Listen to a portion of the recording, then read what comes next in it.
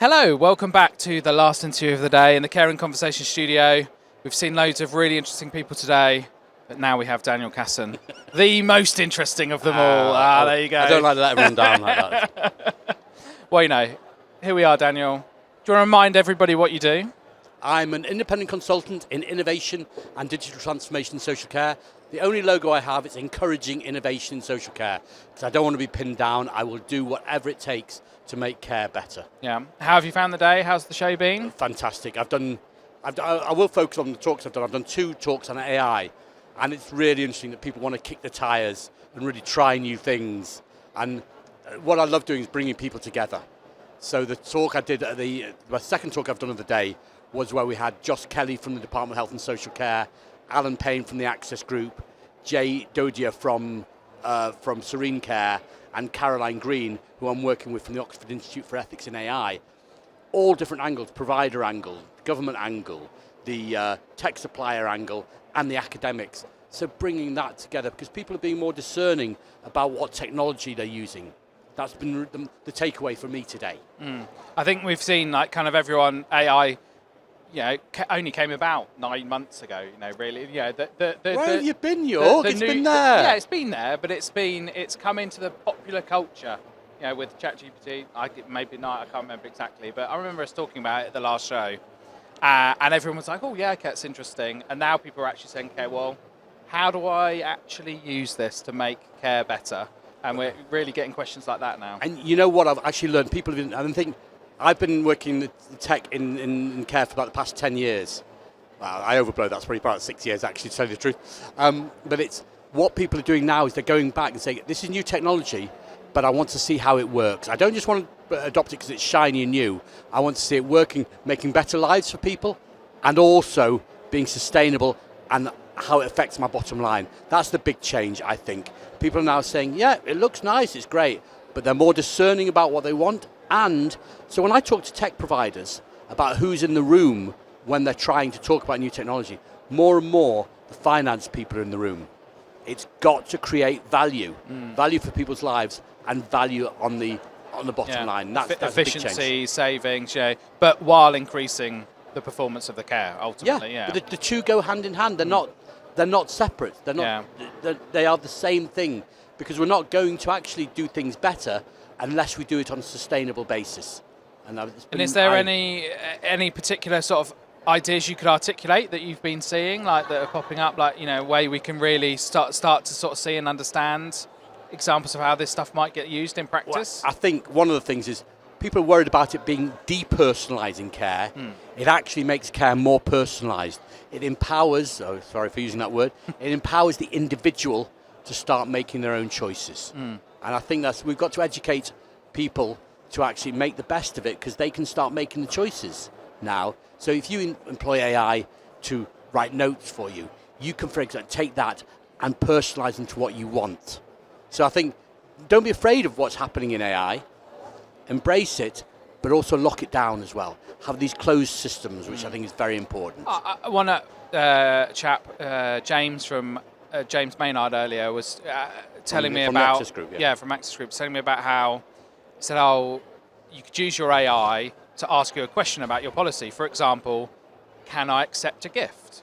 And rather than having to go into the folder which has the policies, find the policy that would be about that, go through the policy, load up the Word document, go through it and interpret what that means. Actually, you can ask the question to say, am I allowed to accept a gift? And it can the AI can search your policy library and give you back that answer and save you, maybe 3 or 4 minutes, or just answer that question for you in a way which allows you to then move forward with that issue, and uses your policies and procedures to answer the question the way your company, or your... it's brilliant of James to say that. Right? Yeah. Simple of James, brilliant of James to say that, because what's happening, one of the things is it brings things alive, like policies and guidelines, and now living documents. Who looked at them before? Now it's easy to delve into them.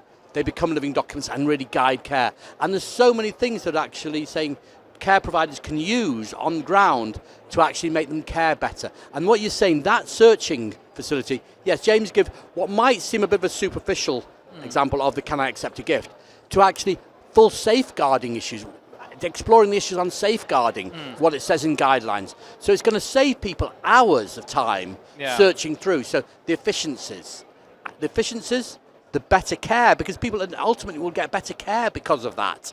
So it links in. So none of these are not linked. The financial side, the care quality side, the efficiency side. What I like is people having more information about the person. If you're a home carer, if you're caring for someone, if you're going to someone's home, you're often in a very isolated position.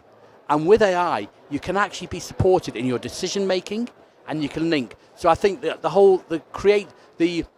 the safety barrier it creates around people and around care is really powerful. We can't recall everything. AI can help you and jog your memory, and then make it your own. Don't always trust, make it your own. That's what I say as well. I think what it does can help with, and what I liked about that example was just the real tangibleness of it. You know, just it's simple. So it's simple enough for you, it's simple enough you, for me to understand. You know, I like the idea of being able to go in to your home caring for Barry, and Barry's always really grumpy on a Wednesday morning when you go see him, and you ask your AI, why is Barry upset on a Wednesday morning? Actually, his football team play every Tuesday night, and they always lose. Yeah, and that that information can be found. It's just something simple. Or he stays up late on a Tuesday night to watch something on the TV. What I think it does is, and this is something you and I have talked about before, is about how it actually introduces a lot of the people that are being cared for come from different cultures, and it's understanding their culture. In this case, it being a football supporter being a culture, but obviously from different nationalities, different cultures actually can feed into the model, so you can personalise the model around them. I mean, and I want to look at examples internationally where people are using it. That's what really fires me. So what we're doing with the Oxford Institute for Ethics in AI, where we have the Oxford project for the socially responsible use of AI in social care, is we're looking at international models, and we're also saying how we can bring those in. Because what we're doing here is very exciting. People decry what the care system is in the UK, but actually we're doing some really, really interesting things which can translate overseas. So I'm really interested in how we bring those international models in as well, and involve international carers.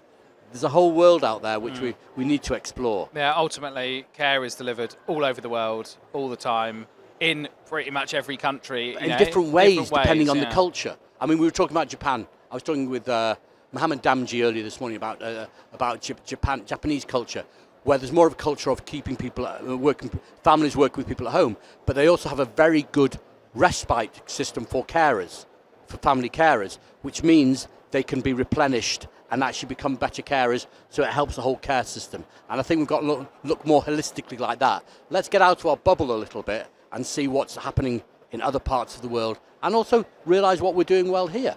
That's what it opens up that discussion for me, what we're working with AI, and it'll bring lots of those cultural aspects in.